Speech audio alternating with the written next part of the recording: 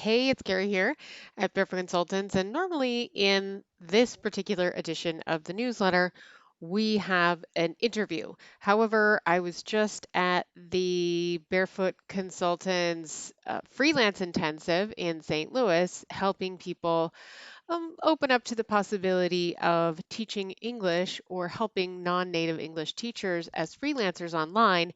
And the feedback that I got from many of them was, well, Carrie, I do think that I could do that, but I'm just not sure if I remember all my grammar terms. And so instead of doing an interview this week, what I thought I would do was actually walk you through some of the best resources that I've found online to brush up on grammar because I know that some of you haven't pulled the trigger on this yet. Others of you are feeling more confident with your memory of grammar and the different terms and others of you might already be teaching and doing okay, but find that some of these resources are helpful for you to teach your students. So we're just going to run through some of them that I found online, and I'm going to be putting all of the resources that I have here that I'm sharing with you as links below the video. So one of the first ones is actually a tutor site that you might be familiar with. A couple of years ago when I was doing the Earn with Online English Masterclass, this was one of the tutor sites that I featured, Wiseand.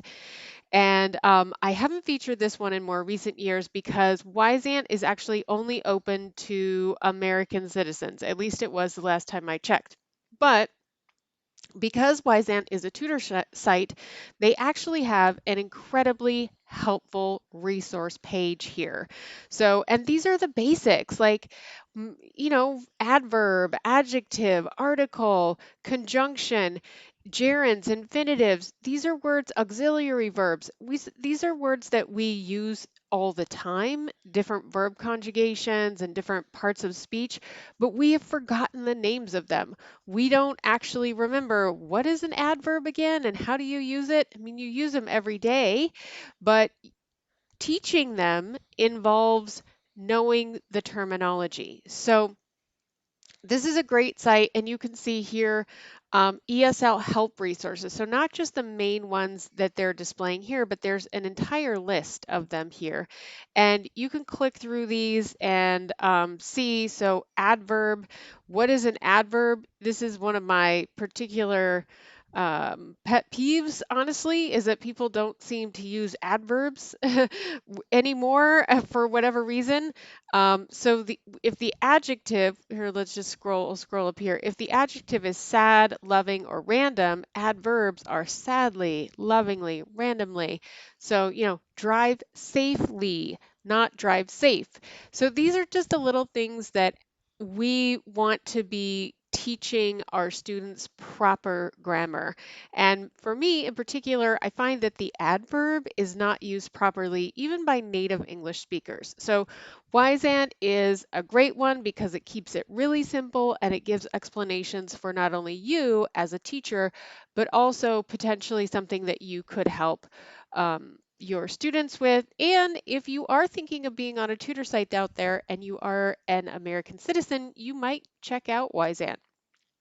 Another one that I found was this National Literacy Agency, and this was actually a download. Now, this is from 2014, so it might seem out of date, but you know, the English language isn't changing that quickly. So I downloaded this document. I'm going to just show it to you here. Um, and I'm on page 27.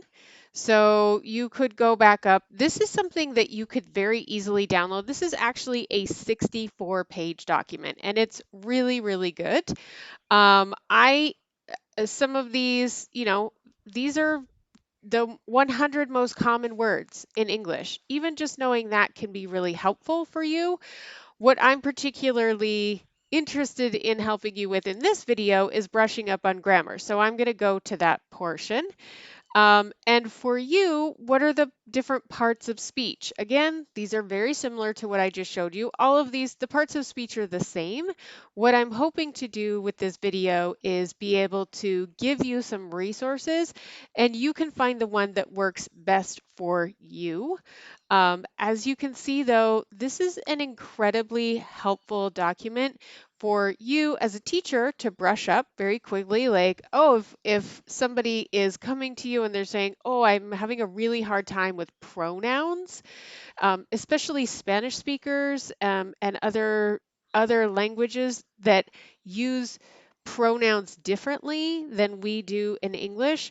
This is something that a lot of your students might struggle with. So this is a quick one sheet brush up for you on pronouns, and then you've got it.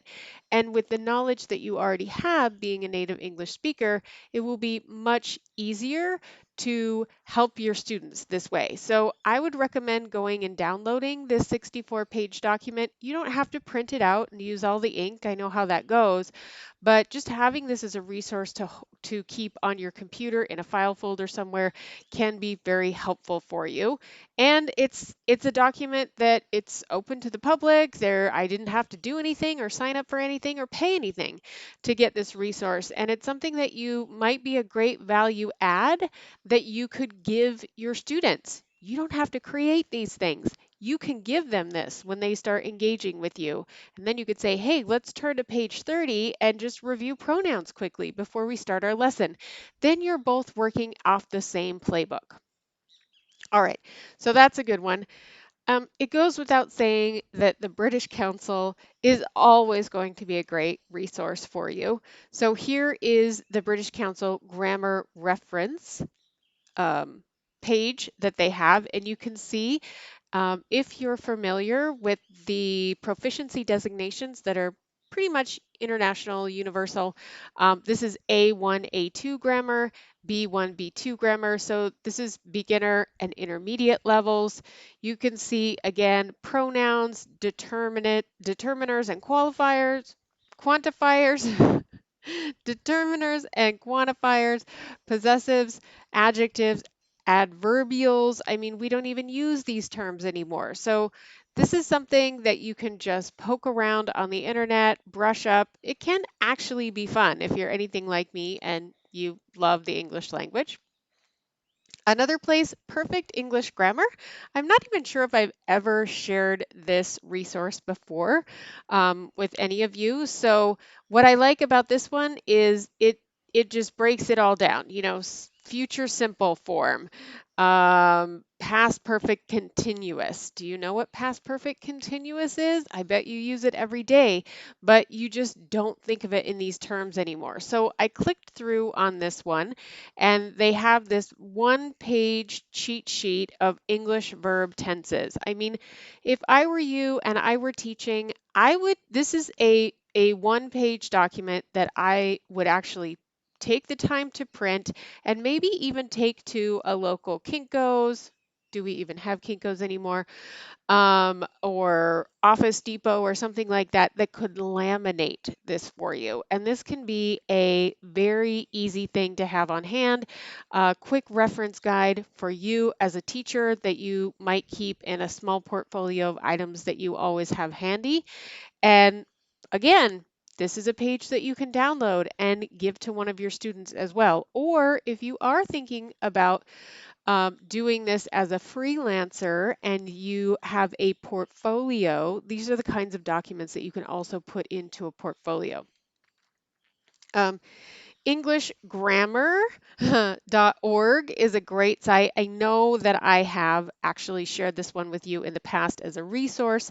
And one of the reasons I like this one as well is that they do offer lessons and quizzes and spelling guides and teaching guides, but they do also break things down by grammar topic, if you want to call it that. So adjectives, adverbs, even punctuation, which in my experience, because of texting, because of email, because of things like that, our ability to properly use punctuation is declining. I'll be brave and just say that's my perception of the world anyway. So it would be good also for you to maybe brush up on punctuation. Like, do you really know what a semicolon means and how to use it? So this is another really great resource. A couple of others here, the English First Guide. And so this is very basic. Some of the others are much more comprehensive here. What is kind of nice about this, if you wanted to use this as a teacher to assess your students, is that you can test your English. I mean, you might also want to do this. It hardly takes any time at all. As a native English speaker, you wouldn't have any trouble doing this, but this could be something that you would take students to another value add. This is probably not something that they know about or they've used. It only takes 15 minutes. It will give you an assessment of where they are on the scale of proficiency, and it might be fun for your students to take something like this or at least know about it as well. So those are just a few things. I'm going to keep this really simple. There are obviously lots and lots of other, excuse me, lots and lots of other resources out there for you, but these are some of the best ones I've found that could be used as quick reference guides for you as an English teacher brushing up on English grammar. If you're not planning on jumping in right away and taking something like a TEFL or a CELTA course, and you're just brushing up on your own so that you can refamiliarize yourself with this terminology and be familiar when your future student says, "Hey teacher, I'm really struggling with pronouns. Can we focus on that in our next session?" And you get a blank look on your face because you're not exactly sure what a pronoun is. Now you will have some references that will help you with that. So hopefully this has been helpful for you, and don't forget to go click on the links below and save those to a folder or your bookmarks or something so that you can come back later, and even consider printing some of these out and having them on hand or sharing them with your future students.